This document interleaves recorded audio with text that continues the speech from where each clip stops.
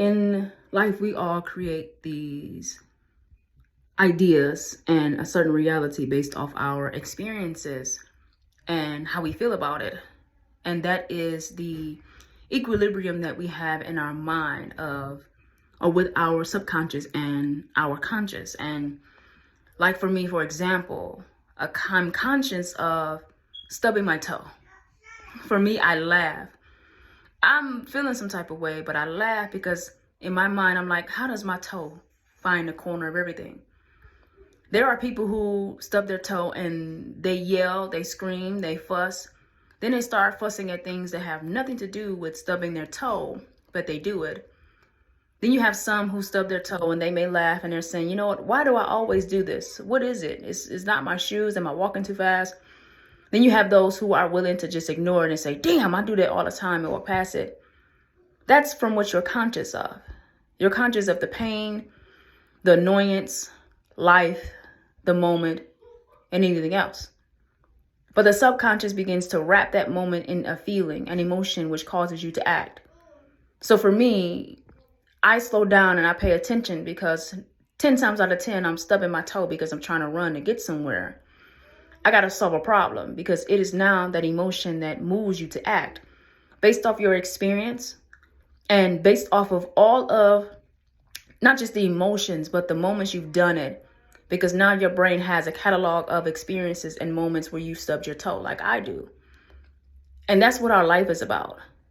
We learn formally and informally based off all of the information that we are conscious of and that we allow to sit in our subconscious that begins to germinate, and it creates an experience and a moment in time that we are finding ourselves fascinated by, fastened to, or frustrated by. And so if we learn to live with that moment and find out what emotion am I creating from this and why, you can change it.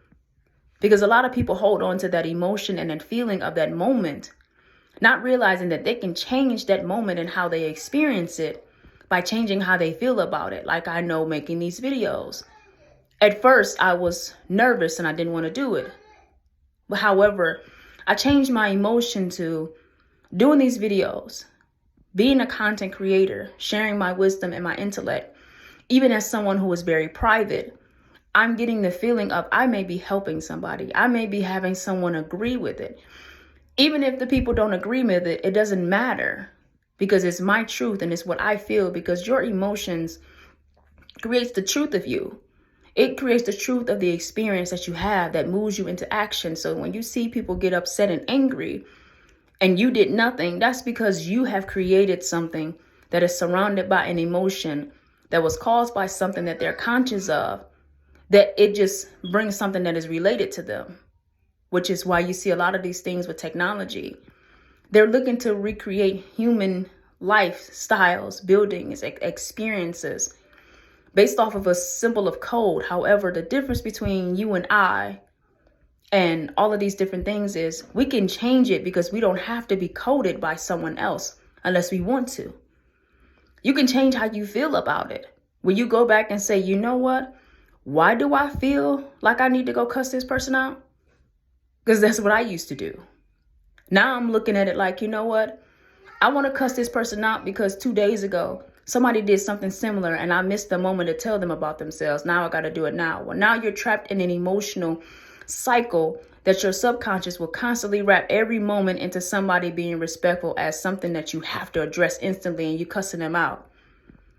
So don't find yourself doing that, because you can code and uncode that moment with a different emotion and feeling.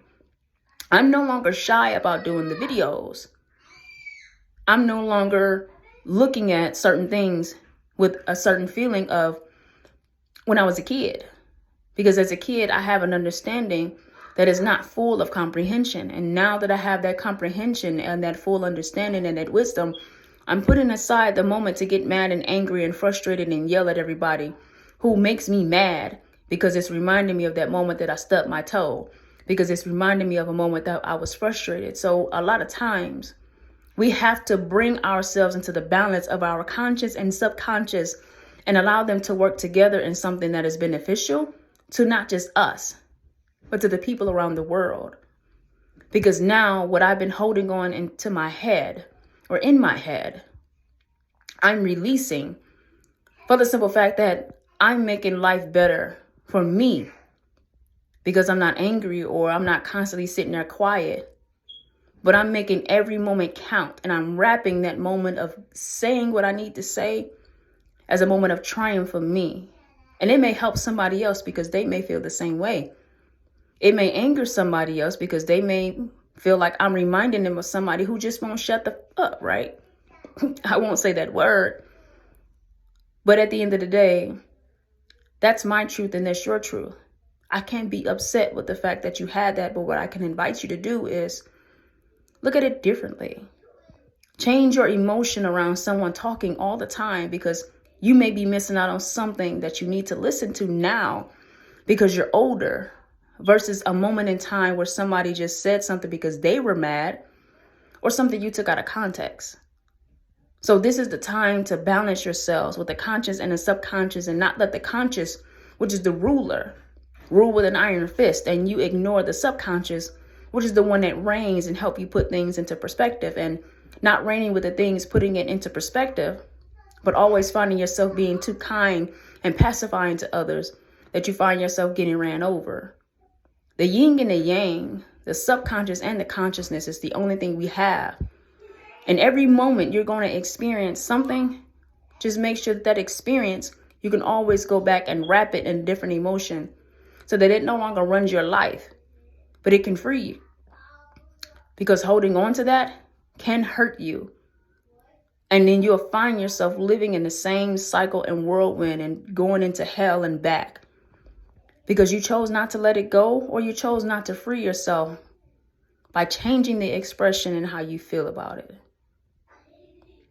That's just something that I'm doing myself with having therapy, meditating, reading and growing, and understanding that my truth is not meant to hurt somebody else, but it can help somebody else because I've been healed. Now it's time for me to share that healing so that I keep it and that I'm not just hoarding it for myself.